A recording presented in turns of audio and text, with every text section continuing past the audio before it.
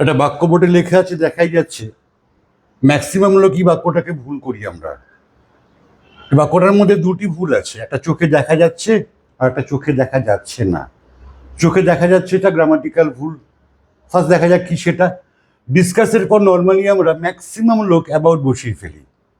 ডিসকাসের পর অ্যাবাউট বসবে না, রাদার ডিসকাসের পর কোনো প্রিপোজিশনই বসে না। বাক্যটা ঠিক কি হবে?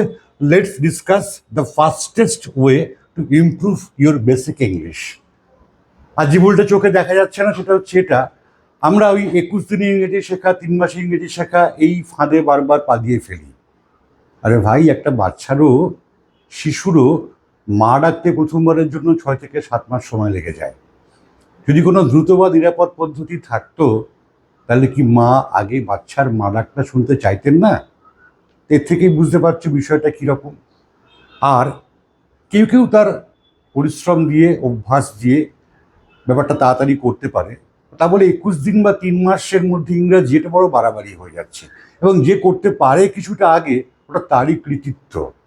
তাই আমি গ্রামাটিক্যাল ভুলটা দেখালাম যে ডিসকাস কোনো প্রিপোজিশন নেয় না, ডিসক্রাইব এরকম শব্দ প্রিপোজিশন নেয় না, বাট ম্যাক্সিমাম লোক আমরা অ্যাবাউট লিখে ফেলি, এটা একটা প্রবণতা হয়ে গেছে। আর যে ভুলটা চোখে দেখা যাচ্ছে না সেটাও বলে দিলাম, বাকিটা তোমাদের চয়েস।